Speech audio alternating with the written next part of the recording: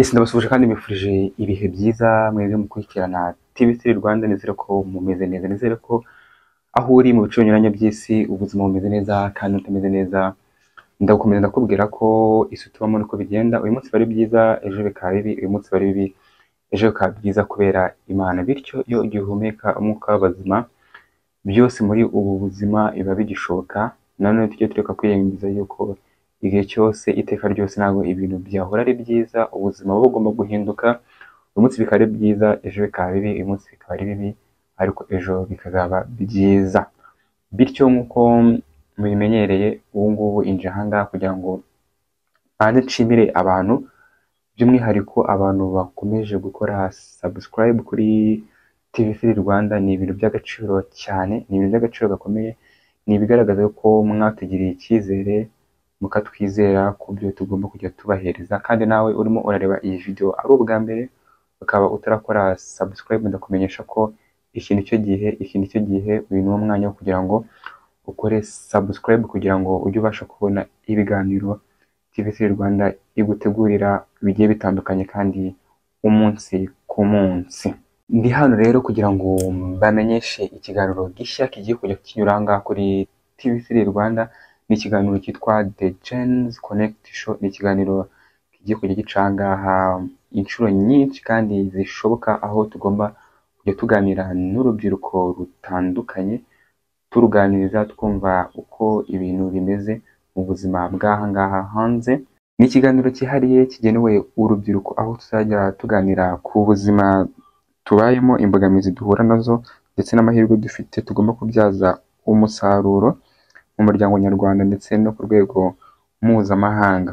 Buri cyumweru tugomba kujya tuganira n'umwe mu bajene, habe umukobwa cyangwa umuhungu, kugira ngo abashe kuba yatuganiriza ku buzima butandukanye aba yaranyuzemo, kugira ngo ibintu birusheho kugenda neza, cyangwa atubwire impamvu yakoze ariko ibintu ntibirusheho kugenda neza, kuko hari abazaza babikuramo n'amasomo, kuko ushobora kuba wakora isomo mu makosa mugenzi wawe yakoze, cyangwa ukaba wakora isomo mu byo yakoze bikagenda neza cyane.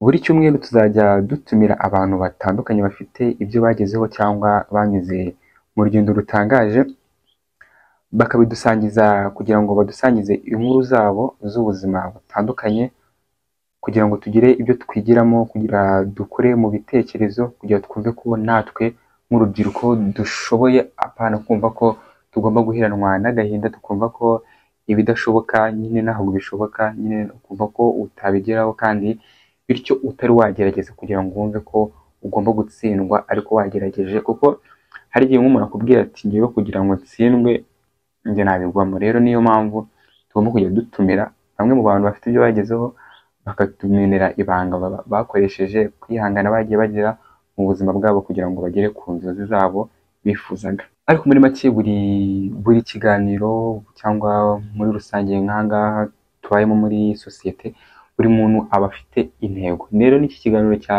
The Gens Connect Show gifite intego zishamikiye ku bintu bitatu.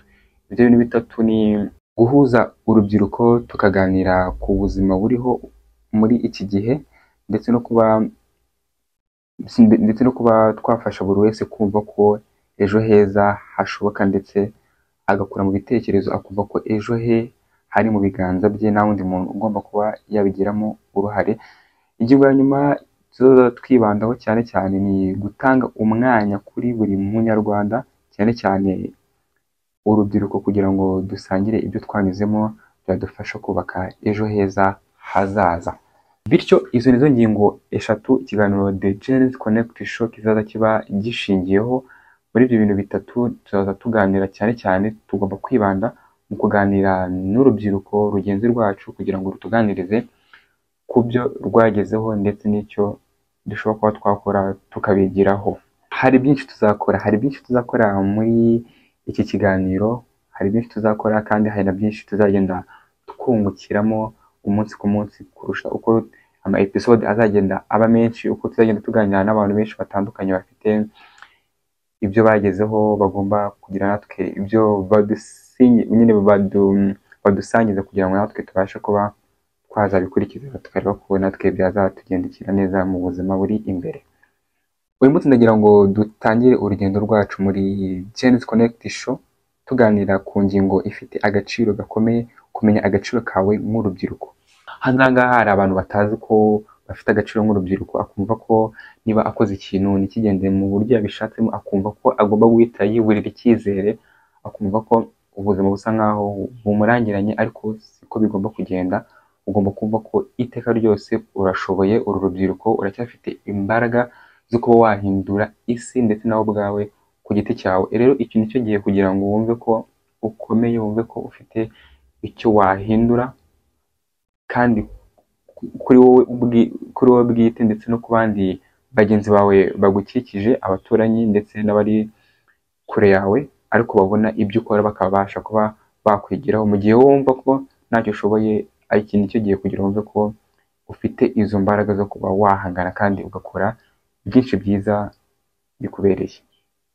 Nk'uko nakomeje kugenda bivuga, hari abantu benshi bibagirwa ko bafite agaciro, abandi bakumva ko ntacyo bashoboye bitewe n'icyo banyuzemo, ariko ndashaka kukubwira ko buri wese afite indoto, ubushobozi n'amahirwe yo kuba uwo yifuza, kandi ibyo byose ugomba kubitangira aka kanya tuvugana, nibwo ugomba kubitangira ukaba wabasha kuba wakora inzozi zawe kugira ngo ubashe kuba wazigeraho mu gihe gitoya uzaba wiyemeje.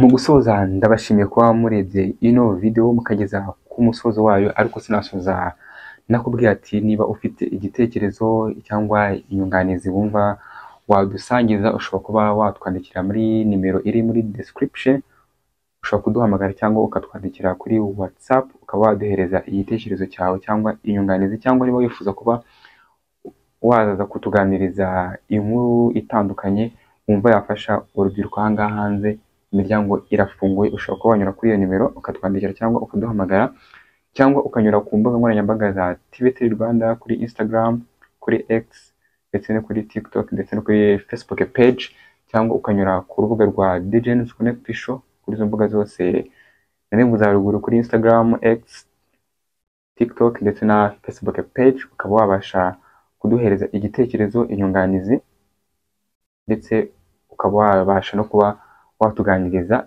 mu gihe ufite byinshi wumva waganiriza urubyiruko, rukaba rwagira icyo rukuramo, rukaba rwagiramo umumaro mu byo ubatangarije. Nanone ushobora kunsanga kuri platform nkoresha, kuri Instagram ni Arafat Hamis, ndetse no kuri X ndetse no kuri TikTok, hose ni Arafat Hamis 9, bityo ukaba wabasha kunyandikira tukabasha kuba twazakorana ikiganiro, cyangwa niba hari ibyo ubona dukwiye kuba twakora tukongeramo ukaba wabitubwira, kuko nimwe dukorera, mudahari nta kintu twakora, kandi nimwe bacu kuko mudahwema kutwereka yuko mudukunda kandi mudukurikirana igihe cyose. Ndabashimiye byimazeyo, tuzongere guhura mu biganiro bya Genesis Connect Show mu butaha, kandi mukomeze mugire amahoro y'Imana. Ndabakunda cyane. TV3